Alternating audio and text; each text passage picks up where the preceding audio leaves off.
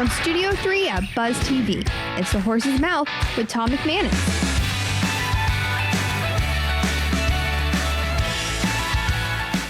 All right, time now for another edition of The Horse's Mouth here at Tommy Max, and it's Campo's Corner time. That's right, Coach Dave Campo is here. We're talking Jags right at the bar at Tommy Max, brought to our good friends at YOLO Rum. Because why? Because you only live once. No doubt about it. Let's get right into it with Coach Campo. Coach, how are you, my man? I'm great, and what you're talking about is exciting to be here. It's game, and we're getting close We're here. getting very close, Yeah. no doubt about it. We're going to get into what the Jags have been doing the past couple of days against Tampa. But let's go back to the first preseason game against Kansas City. What was your initial, or what's your reaction to that game? How did you feel overall the team looked? Well, first of all, two things. I thought they looked like a football team, and I think sometimes in that first ball game, you don't know exactly what you're going to get, and especially when you're doing a lot of substituting, and you got to make sure that you got 11 on the field, Right? And, with some of the special team stuff.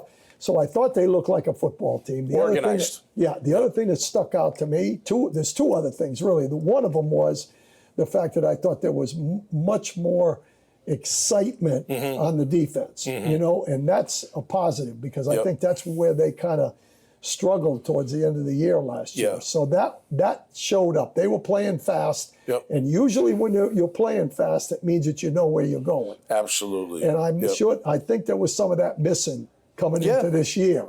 The third thing is that really excites me in a way is that the quarterback in this situation seems to be more conscious of the big picture. Okay. And Trevor, that's Like going to seeing be the one field of the big better? things. Is that what you're saying? Just the whole organization and awareness and all those kind of things. And I think those things kind of stuck out, even though it was a small sample, with the first unit.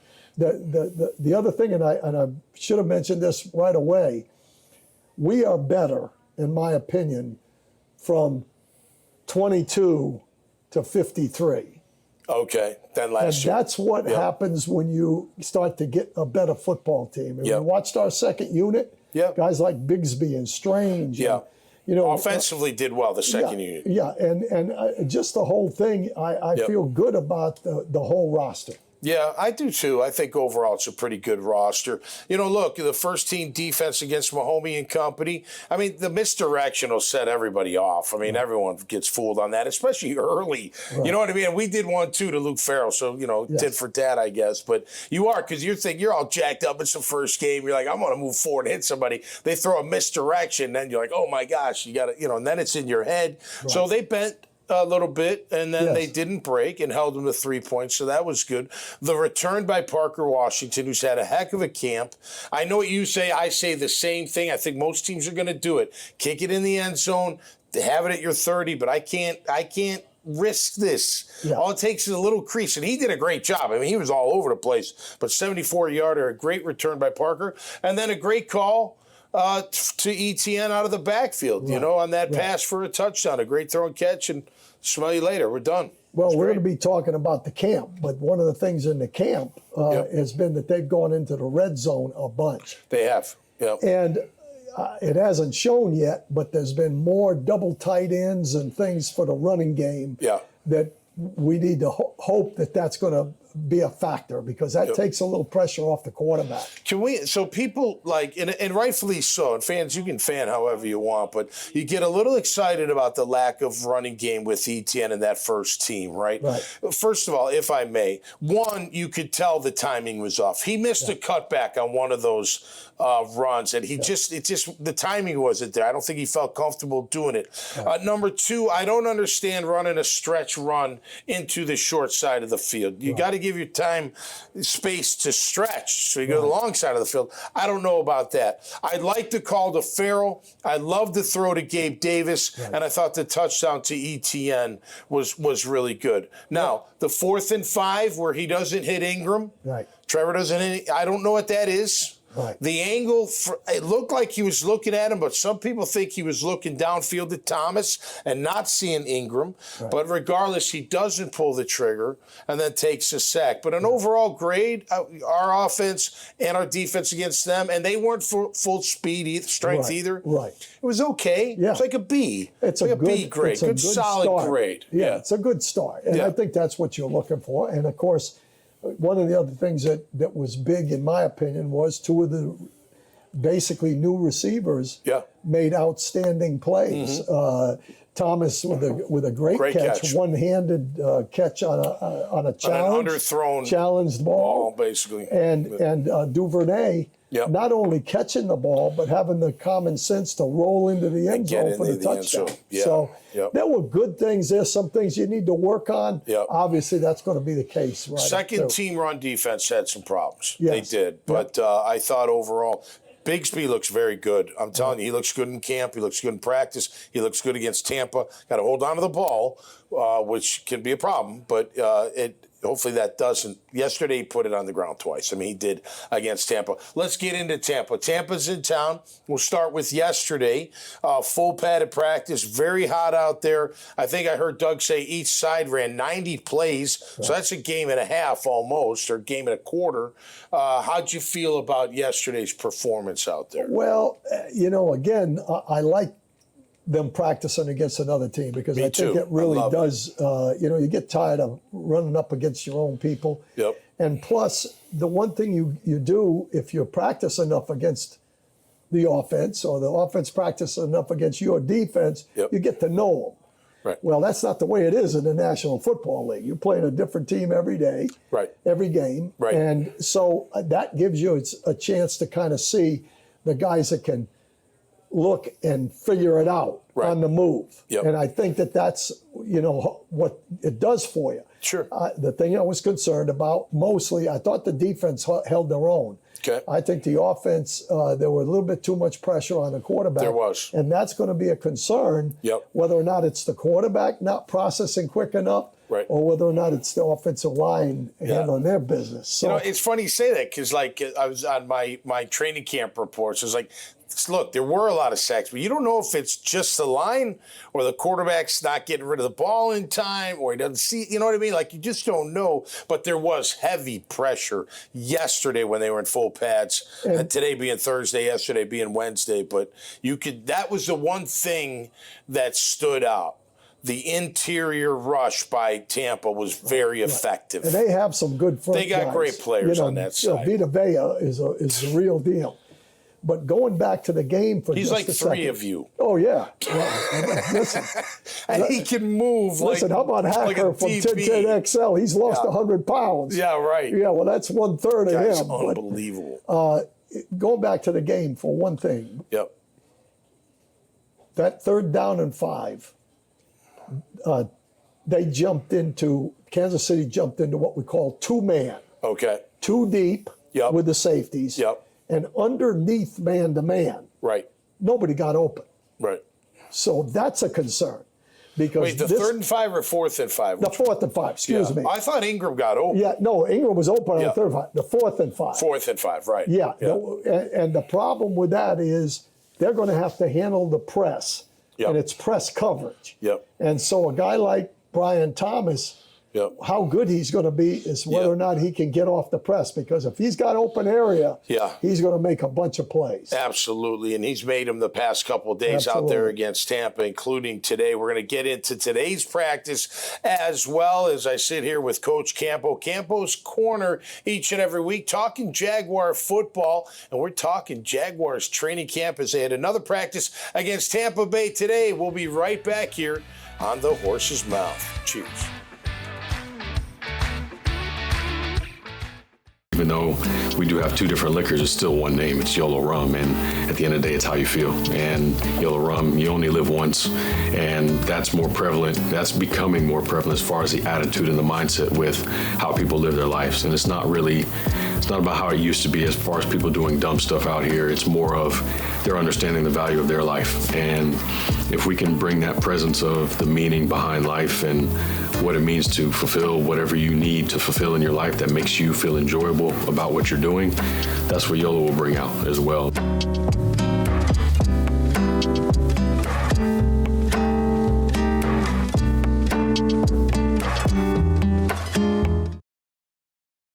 Darrell Hogan Law is a collection of lawyers that help people solve problems in areas of their life they're not able to solve them themselves.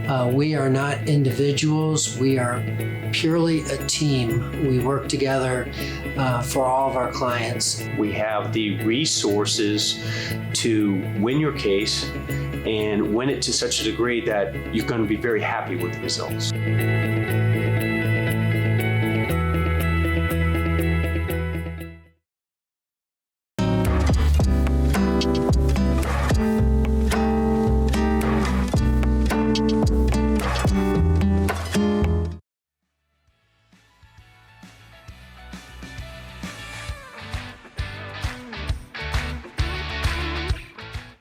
All right, welcome back to Campo's Corner here on the Horse's Mouth, of course, with Coach Dave Campo, and brought to you by our friends at YOLO Rum. Let's get back into it with Coach. All right, Coach, second day of practice against the Tampa Bay Buccaneers. No pads, helmets, of course, but no pads. You and I think everybody watching was a little disappointed and wondered why we're not going full pads when we've been told the starters aren't going to play in the game. Right. I could see if, they are playing it and maybe they've changed it, but what were your thoughts today? A little disappointing or what? Well, we're old school. Yeah. In the old school, why practice against another team if you're not going to put the pads on and do at least the uppers like Mm-hmm. Uppers, just the shoulder pads. Yeah, that surprised me a little bit. Again, part of it, I think, is if they'd gone Tuesday and Wednesday, I think they might have been in pads both days. Yep. But going Wednesday and Thursday with a game on Saturday, okay. That might have been the reasoning behind it. But they did that last year as well. They did not put the pads on the second day. But what the amount of physicality without uppers and with I don't think it's very different. You know what I mean? I mean, they're not banging, but they still collide. Yeah. The O-line, D-line, you're still rushing. You're still not taking on a block, but you're hitting each. You're banging The only into each thing other is, if you talk to a Leon Cersei or somebody that played up front, and of course you were in the front seven. Yeah. Stopping a rush is pretty tough if you don't have pads on. Right. I mean, you got to have a little bit of. That's right. And you kind of learn how to. If you get that feeling that you're getting pushed back, it helps you the next time you go because you can react to it a little bit better. Right. So I don't know. It's 6 of one, half a dozen of. I thought they got something out of the practice just competitively going against another team. Yeah. All right. Let's talk some positives, shall we? Who stands out to you number one right now?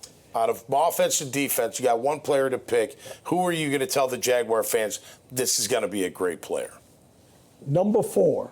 Bigsby. Bigsby. Okay. He's had a great He has everything it takes to be an outstanding player in this league. He does. He's got to make sure he takes care of the football. Yep. So, I'm of the opinion that the first year that ETN was here, he put the ball on the ground. Yeah. The second year, no more. Got rid of it, right. Because he started, understanding that you can't go for a touchdown every time you touch the ball. Right. When there's a chance you're going to get hit, you got to protect the football. That's right. Cover so it up. he on offense is the guy that stands out the most to me that has a chance to help this football team. Yeah. I agree. That's a great pick. I think he's going to help spell ETN. ETN's going to get a lot of catches, I think, and not just checkoffs or dump-offs when nobody else is open. Right. I think is going to. I'm going to go with the rookie, Brian Thomas Jr. Yeah. I've never been a huge rookie guy, especially a wide receiver. I don't know.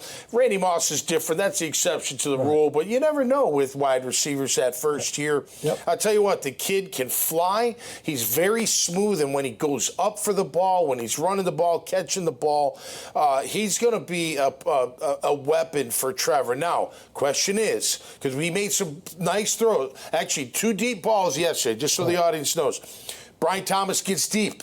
He's got his guy beat on both. Trevor overthrows him on one and then hits him on stride on the other, but he would have been hit for a sack or at least gotten clobbered. Yeah. So I you think just you gotta don't know count there. on. But the positive, like you said yesterday, was he's getting open, and he's getting open big time. Absolutely. Yeah. And I think that's a plus. Now, on defense, Yeah, who do you got? I'm going to say two guys. Okay. Hines Allen Yep. and Walker. Okay. And the reason I say that is both of those guys are, especially Walker, Yep. he is better right now than he was with the hand on the ground. Oh, yeah. Is going to make the difference with those two guys. You're going to see more pressure out of those two guys than you did last year. Yep. And it got Hines Allen a contract. Yep. So this year, I'm counting on those two guys getting to the quarterback. Okay. Pressure. Yep. Not always sacks, Yep. but pressure with the hand on the ground. So I'm going to say the guy that impresses me more than anybody else is Ryan Nielsen, the defensive coordinator. Oh, yeah. He's putting been their good. hands on the ground. Yeah, absolutely. Yeah. I'll tell you, last two days against Tampa, Tyson Campbell has been pretty tight in coverage on Mike Evans, and it looks like he's following him around the field. It felt like it, or maybe Mike Evans lines up on that side a lot, but I think Tyson Campbell, I tell you, when healthy, he's a very good real corner. deal. That's why they paid him. Let me ask you this, because I believe it now, but remember when Coach Nielsen said, hey, everyone thinks it's a rush, but I really base my defense off my corners? Yeah. Do you see how he means by that now? Yep, like it does. It's wild that, well, you're a secondary coach, so you probably know better than me, but I'm always thinking, no, you got to have a front, but I see now, like, you can control a lot with those corners, a lot. Back in the day, when we played against San Francisco in the NFC Championship game, Larry Brown and Kevin Smith bump and ran. When I say press, John Taylor and Jerry Rice, 40 out of 62 plays. Whoa, wow. Bump and run is now called press, basically, right? Correct. Yeah. And Bump so and run was great. I agree with you. Obviously, pass rush, left tackle, quarterback, pass rush, number one receiver, corners. Those are the guys you got to have to win. Premier positions. Absolutely. I'll tell you who's playing really premier level, I think, is Anton Harrison. Yeah, he's a good player. Let me tell you something. He's got an attitude, too. Well, he's going to be a left tackle in the future. He is going to be a left tackle. I mean, if you felt like you had a right tackle, I might be like, you're my left tackle. Yeah. He, now granted, it was just one-on-one, so you never, you can't, you got to keep it in perspective. Right. But what was impressive yesterday, or maybe it was, they were warming up, but they were going at each other on one-on-one. Maybe it was 2 days ago. And he went against Josh Hines Allen. The first time he beat him with his feet, like Allen tried to go around him, and he took him like it was no problem at all. And then the second time, Josh came inside and he stabbed him, and Josh just stoned him right in his tracks. He was shocked too. He was shocked. He didn't think that was coming. But that was impressive. That was very impressive from Anton Harrison. I think the thing about him is that is not quite brought out as much. I talked to a guy that knew him very well when he was in college. And they said he's got a little mean streak in him. He does. You can see it. And so, to me, you couple athletic ability with a mean streak, you're in pretty good shape. Okay, let's talk about the guards and center real quick. Mitch Morse, Sheriff Ezra, who's been kind of banged up, Cooper, none of them really had a good day with full pads on. Right. Are you concerned, or how would you chalk that up? I think I'm a little concerned. I think Mitch Morse technically is a lot better than Fortner was. So for me, that's a plus. I'm a little concerned with Cleveland because his lower body is thin. He's thin. I'm not sure, when a big guy gets on him power-wise. Okay? But athletically, he's very good. Athletic. Very good. Totally.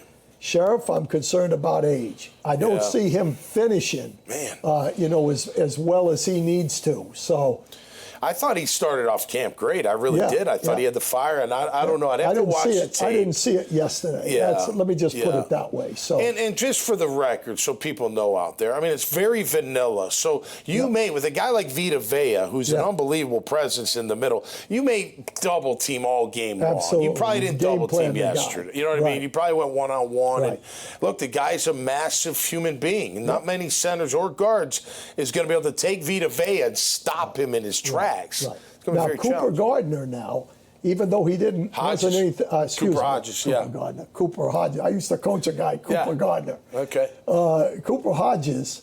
Yeah. Not so much in that ball game. Right. But I think he's more physical than the other two. Yeah. Now we got to see it. Yeah, I got to see it. I got to see it. I like the kid. Happens. He's very athletic. He doesn't seem overly big. No. You know, like massive, like a guard should. Right. But, you know, if you're tenacious, you know. I think he's got a chance. Just watching him a little bit, I have. Yeah. So that's why you sit back and you're like, man, why didn't you address the O-line a little bit more? Just a little bit more. You know? I got, Matt Hayes that works at 1010 XL, of course. He's been yelling and screaming that they should have taken a couple of, guards or whatever. Yeah. And the guy he really loved, which I love too, was Cooper Beebe. Yeah. Okay. Yeah, Kansas State, he went to Dallas. Yep. And I just sent him an article that just came out that said he's the future of the Cowboys offensive line. Yeah. So that makes sense. That doesn't bode well for us actually. That's so right. We'll see. All right, Coach. Well, we'll get ready for the second preseason game against Tampa Bay. We'll see if the starters play. They probably won't, but then we'll look forward to next week, and we'll do it right again here at the bar, my friend. You're the man. Always. I love talking ball with Coach Campo. Campo's Corner each and every week here on the Horse's Mouth. Make sure you check it all out at the dailynewsnetwork.com website. So until next time, stay safe out there and be cool. We'll see you right here on the Horse's Mouth. Cheers. Daryl Hogan Law is a collection of lawyers that help people solve problems in areas that are like they're not able to solve them themselves. We are not individuals. We are purely a team. We work together for all of our clients. We have the resources to win your case and win it to such a degree that you're going to be very happy with the results.